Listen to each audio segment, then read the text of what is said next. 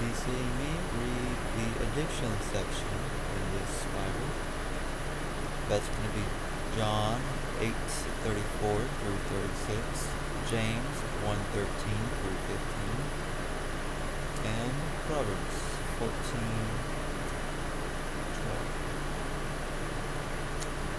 So, let's go.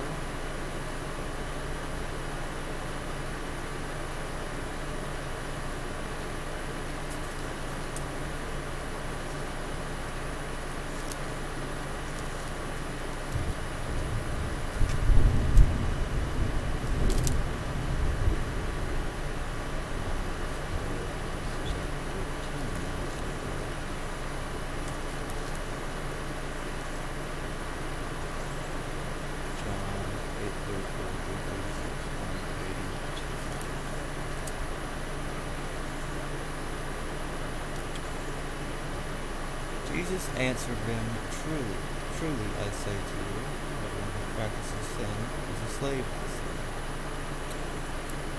The slave does not remain in the house forever. The son remains forever. So if the son sets you free, you will be free indeed. I know that you are offspring of Abraham, yet you seek to kill me because my word finds no place in you."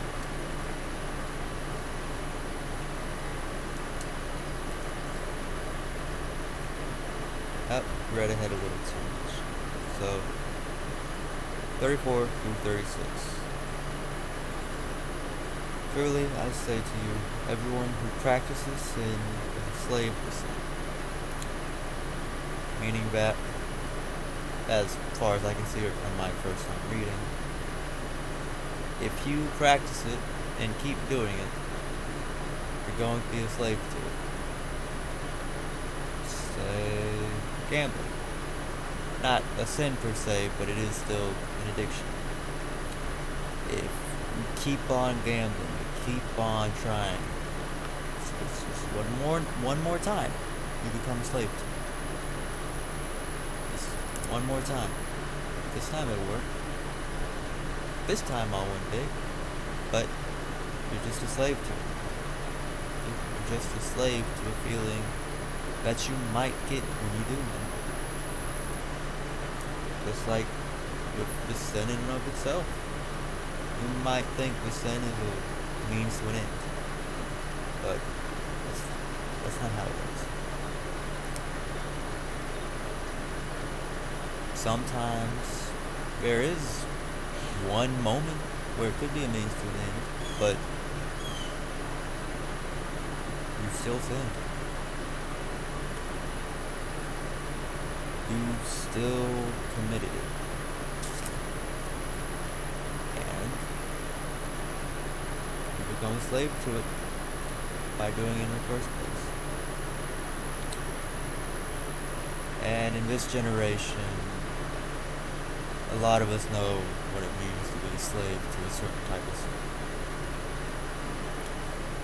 But that's for the adultery chapter, which I'll be getting into next week. Now, let's go to one that my namesake came from, James 1:13 through 15. 4:12 too. Close to important though.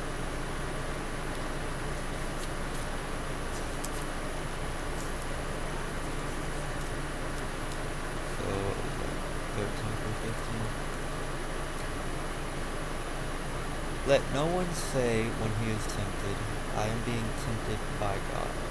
For God cannot be tempted with evil, and he himself tempts no one. But each person is tempted when he is lured and enticed by his own desire. Then desire, when it has conceived, gives birth to sin. And sin, when it is fully grown, brings forth death. So, your own desire for anything, be it that quick fix, that next opportunity, that next payday, that next moment, person.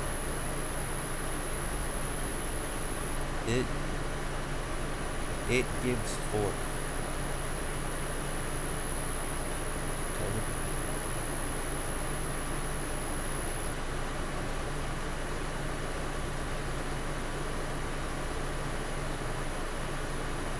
So,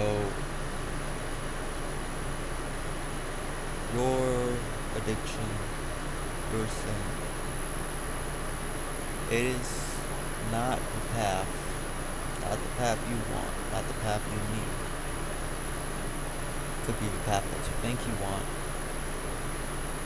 but it isn't. And it's fair for you to try not to do it. It's a temptation. So it is. God doesn't place it there, but he gets there anyways.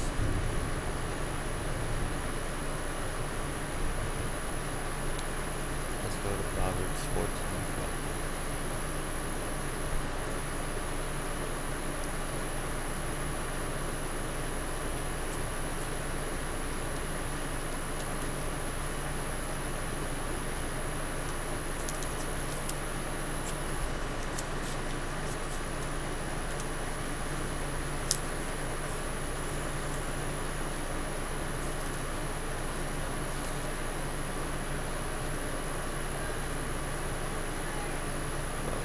Whoever is wicked covets the spoil of evildoers, but the root of the righteous bears fruit.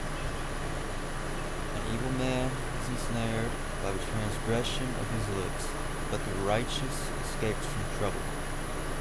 For the fruit of his mouth a man is satisfied with good, and the work of a man's hand comes back to him.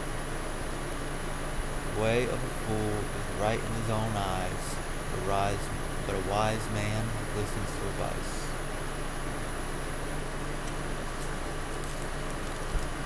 That was...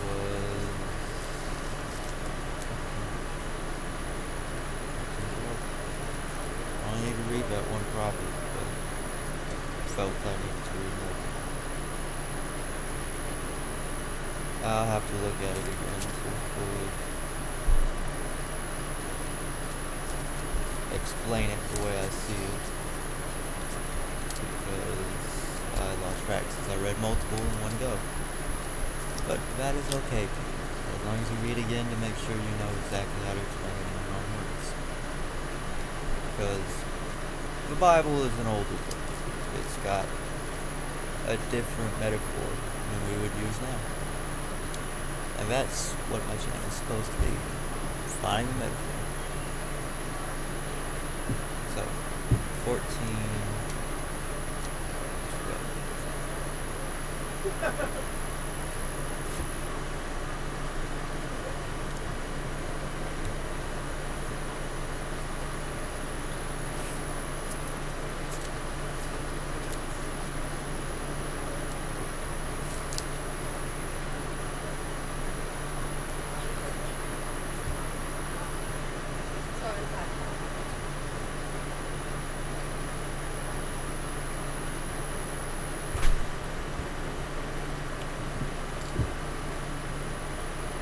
I read the wrong passage.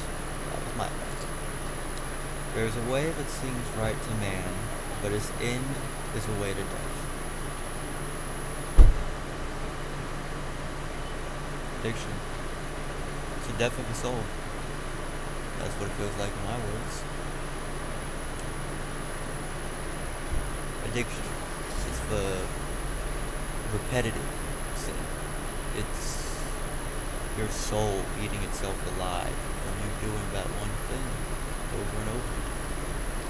It may seem good for your soul at first, but after a while, it's just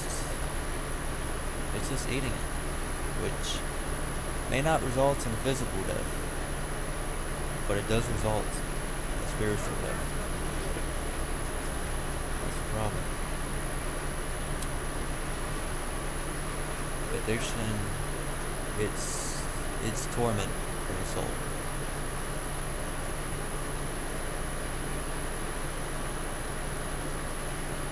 matter the addiction. You could be addicted to driving your truck. Might be good for your soul, but drive it too much and it'll be bad eventually because you have a broken truck and all the repair will be worse for it after all. Physical, it's connected to the spiritual, but whether it's being on your phone all the time, being in your truck all the time, addiction's just gonna wear down at you. And I may not understand everything, and this may not be the truest way to talk about the message, but trying to get a perspective out there while making sure the words themselves get out there. So that'll be all for this. See you later.